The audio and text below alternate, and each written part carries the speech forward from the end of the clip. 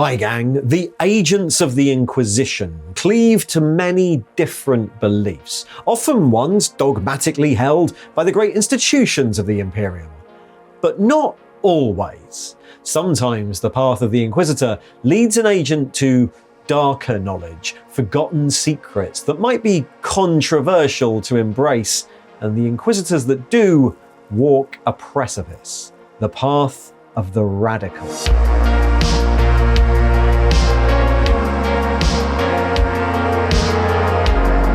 Look everyone, it's a magic space frog, the real originators of 40k. Details of how to get that and more at the end of the video. So, in the previous video, which you can watch here, I covered the main Puritan factions of the Inquisition. Inquisitors are individuals tasked with the safety of the Imperium of Man, but while that goal is clear, the methods for getting there can be very varied. What's the correct way to ensure the safety of the Imperium? Common belief would hold that it's simply by upholding the dogmatic truths at the heart of its religion. The Imperium is an institution blessed by its God Emperor. Its authorities should be upheld, deviation and heresy should be purged, and any sign of corruption or of consorting with outside influence should be met with overwhelming force. These would be common beliefs anywhere in the Imperium. But Inquisitors occupy a unique position, and their investigations frequently lead them to encounter philosophies, ideas, artifacts, or ancient knowledge that most people have no access to, secrets of the galaxy that might be useful in their quest to protect humanity.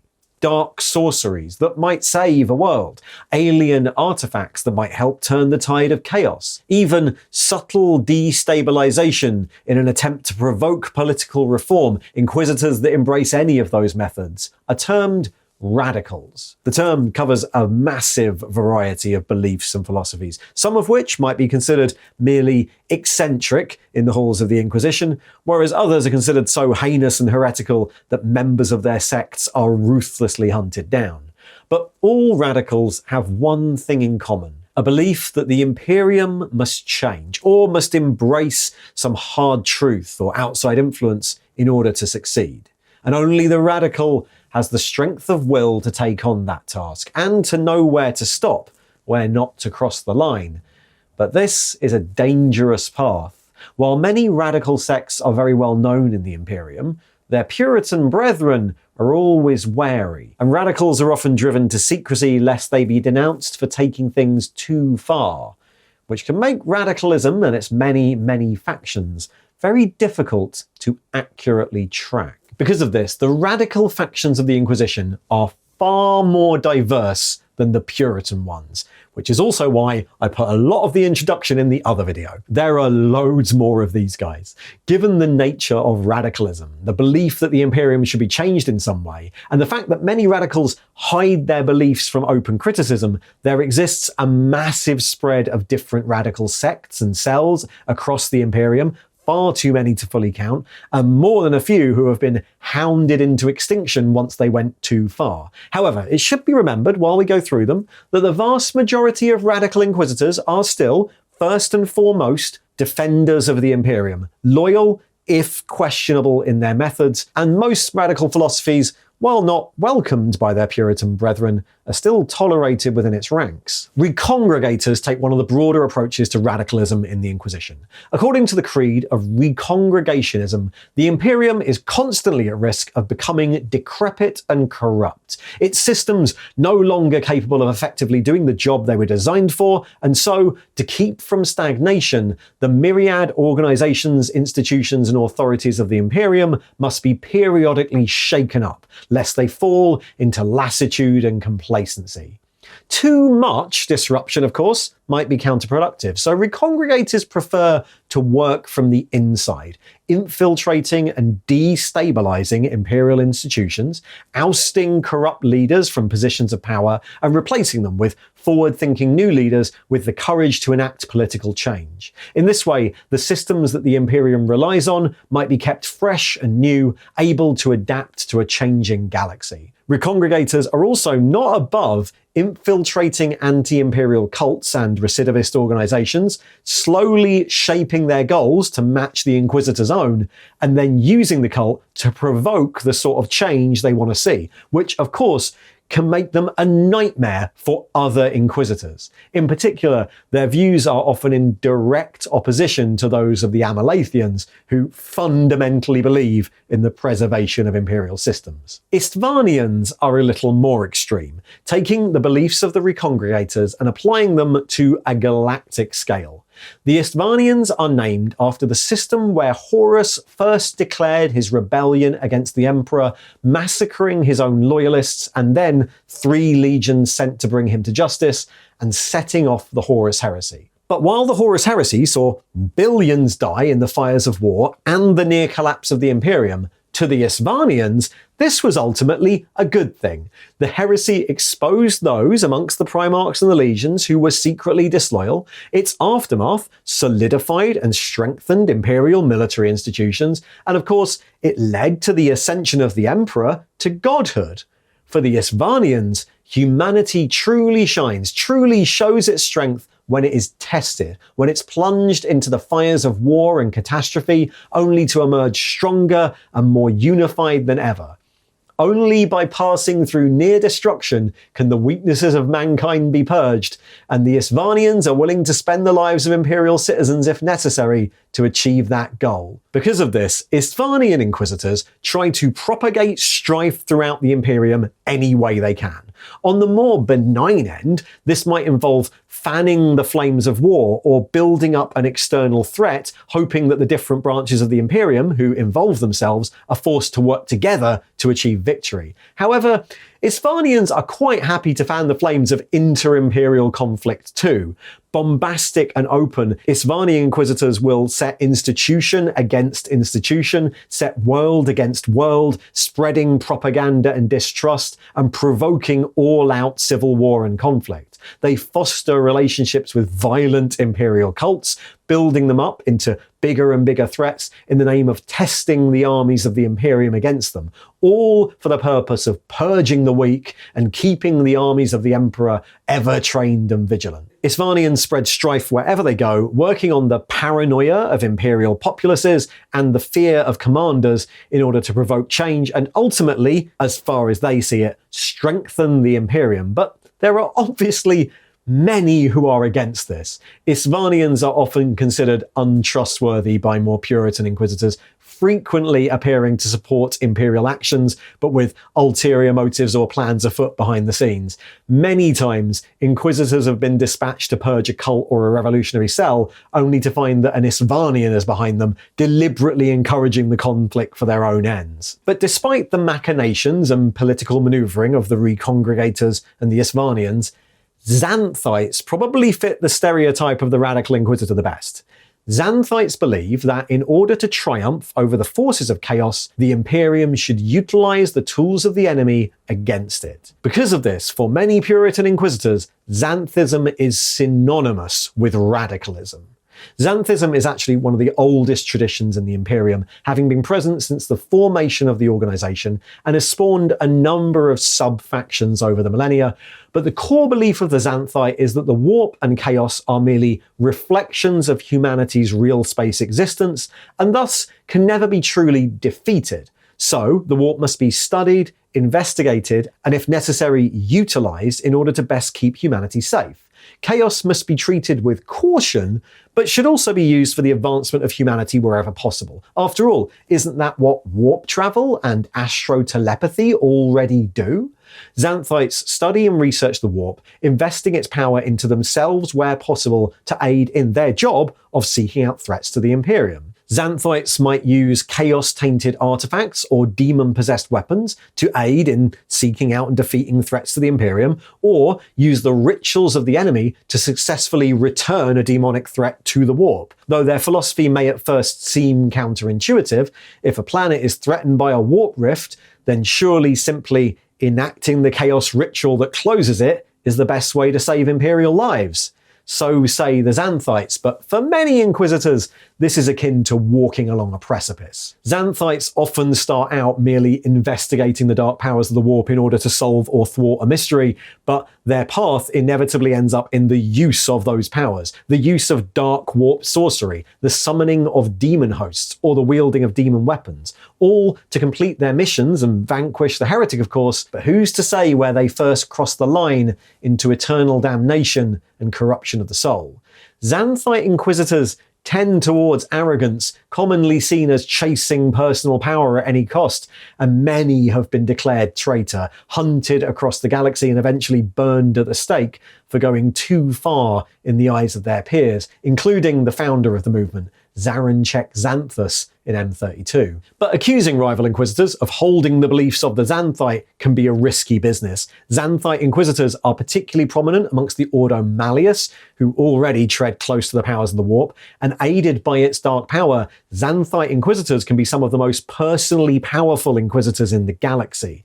Xanthism is one of the oldest factions in the Inquisition, composed of some of the most learned Inquisitors who have dedicated their lives to combating the most powerful of demonic threats with their own arsenal of tainted artifacts, demon hosts, and dark sorcery, and attempting to take one down can easily backfire. With such a broad remit and having existed for so long, Xanthism has a number of different offshoots and breakaway factions. Oblationism is a development of the Xanthite creed that promotes the immolation of the self in the name of the Imperium. The Oblationists believe, as many hardline Puritans do, that any contact with the warp or chaos artifacts is damning. Therefore, since the tools of the enemy must be used against it, they willingly accept that they are damned for the good of the Imperium. Oblationists will use the darkest sorceries, the most heinous and dangerous rituals, all in the name of defeating chaos, since of course there's no point trying to protect their own souls, they're already damned. This extremist belief, though, has resulted in a massive amount of animosity by Oblationists towards the rest of the Inquisition. In the eyes of an Oblationist, other Inquisitors are either weak-willed fools who won't utilize the power of the warp, hopeful, maybe idealistic, but naive and barely worthy of regard, or they're the worst kind. They're other Xanthites who are happy to utilize the power of the warp, but somehow think they can remain uncorrupted. The warp corrupts, and the only Inquisitors that the Oblationists believe should be permitted to use it are those willing to be corrupted. Anyone else is a threat that needs to be eliminated. Oblationists are often loners. They have little respect for inquisitorial rank or conclave, seeing every other Inquisitor as either naive fools or outright threats, and their plots are often targeted directly at other members of the Inquisition, which makes them an outlawed faction in much of the Imperium. Phaenonites are another fringe offshoot of Xanthism. They originated on the dead world of Phaenon Prime in the Xaniad sector, a planet that had risen up in a Chaos Rebellion and then been destroyed in the fires of Exterminatus by the Xanthite Inquisitor Acquire in M39. However, the Inquisitor's conclave then interdicted the system with the intent of studying the demon engines created by those renegades.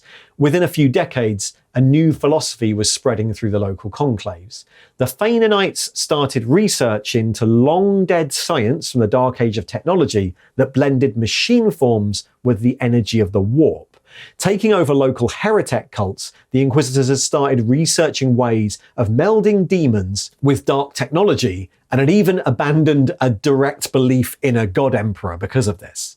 Of course, this was heresy of the greatest order, and not only was the movement declared excommunicate traitorous, but the Adeptus Mechanicus, who are quick to stamp out anything that might resemble the Dark Mechanicum of old, moved into the system, tore a moon from orbit, and used it as a missile to destroy the planet. Since then, the Phaenonites have been a rare philosophy, but one that does still exist. At the core of their research is the enslavement of demons of the warp and their binding within technology for the betterment of humanity.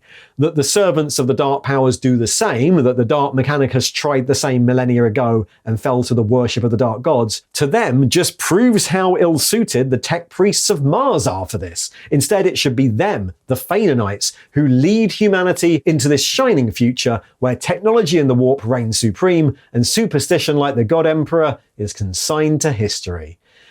Obviously, this is heresy of the highest order to most Inquisitors, even radical ones, and the Phaenonites' creed is crushed wherever it emerges, not only by the Inquisition but also by the Adeptus Mechanicus, who know exactly where it might lead. One of the more infamous of the radical factions are the Horusians.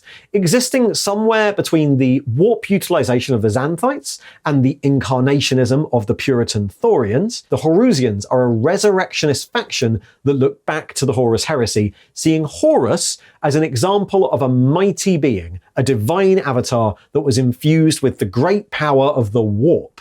His betrayal of the Emperor was merely an unfortunate twist, an opportunity wasted, but the proof of his existence means that maybe another warp conduit could be created, another divine avatar imbued with the power of the warp, but this time to serve the Imperium. The Horusians therefore work to create a new Horus, to serve as a second Emperor and unite the galaxy, fueled by the power of the warp, and leading the Imperium to glory rather than falling to the power of chaos. Horusians might actually be one of the oldest factions in the Imperium, tracing their origins to one of the Inquisition's founders, Moriana, but their philosophy has reared its head repeatedly over the millennia, most notably in the 35th millennium. The Great Purge conducted of Horusians by the former resurrectionist Inquisitor Stalia von Dressel led to resurrectionism of any form being considered outlaw for a millennia until the rise of the Thorians in M36. But even now, Horusians are almost universally reviled and often operate in great secrecy, with many Inquisitors only rumoured to hold Horusian beliefs. Puritan Inquisitors, particularly Thorians, despise them, and even their fellow radicals would consider the Horusians to have crossed many, many lines, which is unfortunate as their studies make them some of the most effective demon hunters in the Ordos. Nevertheless, the hunt for Horusians and the uncovering of Horusian plots has caused more than a few wars within the Inquisition over the millennia. The Plutonians are another radical group operating mostly within the Ordo Malleus, who believe that limited and controlled demonic possession could be used as a force for good in the Imperium. They're mostly known for their involvement in the Exorcists chapter of Space Marines, first encountering the chapter when their early actions showed a marked resistance to possession, and then openly contacting them when their chapter master, Trismegistus, was possessed by a demon but managed to cast it out.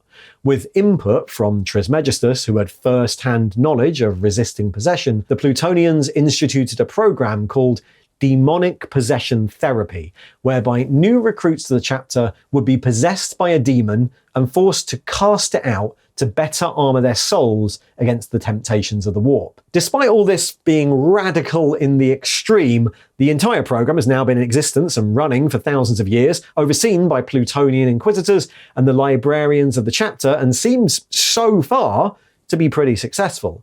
The faction also control the region around the chapter's homeworld of Banish, which is under inquisitorial restrictions, and maintain a series of transfer ships and a massive demon containment facility known as the Purgatomb, where demons considered too dangerous for possession therapy are safely kept manifested but impotent in real space. Radical factions, of course, don't have to be crazed demon summoners or anarchic terrorists. Seculos Attenduos are considered dangerous for their beliefs that, while the God Emperor is of course divine, the institution of the ecclesiarchy is an inherently corrupt way of guiding that worship. To them, the monolithic dogma of the Imperial Creed is holding mankind back, and the spirit of the God Emperor is manifested in the people of the Imperium, not in the Church. Quite apart from being a radical departure from the teachings of the Imperium, it's also a very dangerous belief to hold. Seculos Attenduos deliberately remain an extremely secret organization, given the power of the Adeptus Ministorum, and they operate partly by infiltrating its ranks and seeking to spread reform, and then also partly by attempting to limit the Church's access to newly discovered human worlds in the hope that these newfound humans might be brought into loyal imperial service without the fire and dogma of the Ministorum. All of this makes them quite a fringe faction. Life as a member of Seculos Attenduos is extremely dangerous, and so they are one of the least known of the radical factions. Many smaller radical factions are united by a single obsession. In the case of the Ocularians, this is divination and prophecy. Almost a secret society within the Inquisition, those who know of them at all know of them as suspicious and eccentric obsessives, speaking constantly of omens and potential threats to the the Imperium. Their research is supported by throngs of acolytes and sanctioned psychers, and their methods verging very close to heresy.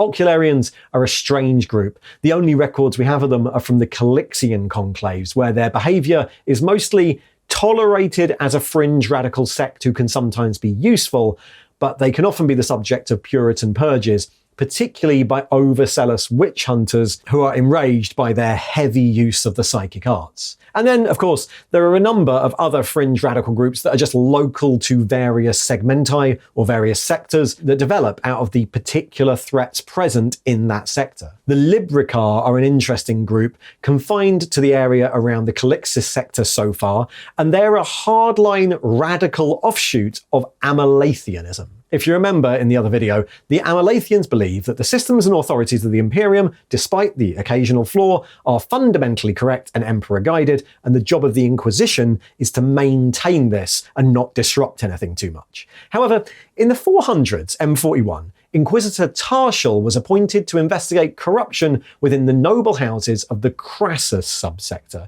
whose internecine political backstabbing and house warfare had seen a decade-long breakdown of trade, only ended by the intervention of Battlefleet Obscurus. Appointed to identify who were the perpetrators, Tarshek's courts eventually ended up consigning over 300,000 Imperial servants to death over just a decade, and then, finding corruption seemingly wherever she looked, her purge not only spread into the Adeptus but into the Inquisition itself. Her reign of terror was ended by a mysterious accident on her cruiser as she pursued a rival Inquisitor, but her beliefs continued to be adopted by a small number of like-minded Inquisitors over the years. The Libricar, who formed from this, believes that the Inquisitions of the Imperium are fundamentally correct. They just consider any mistake or leeway to be so damning that the Inquisition should come down with the full weight of their authority on anyone who might even slightly be involved. In order to maintain the institutions, any flaw in their correct governance should be subject to unceasing judgment and brutal punishment administered by the Inquisition. In fact, in their eyes, it should be the Inquisition in overall control of all of those institutions, picking who gets to rule the Imperium and watching over them with an eagle eye. They frequently undertake massive purges and pogroms, and the targets of these are often the very highest levels of imperial government, something other Amalathians will rarely consider for fear of limiting the effectiveness of the government itself. Inquisitors drawn to the movement are often Amalathians jaded from years of service and seeking a more proactive philosophy, but the Libricar movement is considered such an egotistical notion in the rest of the Inquisition, treated so unseriously, that the Inquisitors who subscribe to it often find themselves quickly radicalized and pushed to even further extremes. Those same sectors also hold such fringe groups as the Polypsykana, a group of Inquisitors who see it as their duty to hasten the psychic evolution of mankind. They see the Inquisition as the natural guardians of such a change, and are drawn to that area of the galaxy because of the higher than usual number of psychers born in the region. Inquisitors of the Polypsykana work to identify potential psychers and then spirit them away to safe houses before either the black ships or the Puritan witch hunters of other imperial factions can find them. They've even been known to attempt breeding programs with captured psychers to study the results, or to utilize rare psi-active drugs to induce psychic power in test subjects. Another similarly located fringe group are Xenos Hybris, a radical pro-alien faction who study the long-dead alien species of that sector, seeking to meld human and Xenos technology, or to incorporate Xenos ideas and philosophies for the advancement of humanity into the Imperium's dogma. While scholarly in nature, they are more than ready to kill anyone who tries to stop them. Some of these factions might even be no larger than a few Inquisitors and their personal acolytes. The Antiquarti, for example, who are active in the Jericho Reach, are effectively the followers of one experienced Inquisitor, Thaddeus Hack. They believe that the entire universe is unfolding according to some hidden preconceived pattern, and their efforts to unfold this pattern have involved an awful lot of travel into the warp and search for the webway, which has made them enemies of the Harlequins of the Eldar. There are certainly a lot more radical factions, But those are all the ones we have lore for. And together with the Puritan factions, this covers everything from broad centrism to hardline monodomination to some philosophies that, even in 40k, might be considered progressive. I mean, those are obviously radicals in 40k parlance. Which of all of these philosophies is actually the correct one, of course, is another story, and possibly one that doesn't actually matter. The fact that the Inquisition houses within it such different beliefs, so many factions, all dedicated to researching and combating some specific foe in some specific way, is often considered a strength. There is no one perfect way to protect the Imperium, and so the Inquisition has an answer for every potential threat, real or imagined. Of course, the constant infighting this causes means it's not a perfect system by any means. Inquisitors of opposing beliefs have come to blows many times, often while both are in pursuit of a way to advance imperial interests. But given the flexible and independent nature of the Inquisitors, it's one of the few arms of the Imperium with the latitude to investigate such a range of threats and present such a range of solutions. If there really is a secret way to save the Imperium, there's probably some Inquisitor out there who's realised it. The issue will just be getting anyone else to believe them without being branded a heretical radical and stopping all the Inquisitors whose beliefs directly contradict their own. Thanks for watching. And if you'd like to hear more about the Inquisition and other factions of 40k, there should be a video popping up there on the right. And if you'd like to support the channel, well, you can like and subscribe, but you can also go and follow our second channel, where our community videos like Book Club and Tale of Four Gamers and various other things will be posted, or go to the Oblationians store and buy some merch. See ya!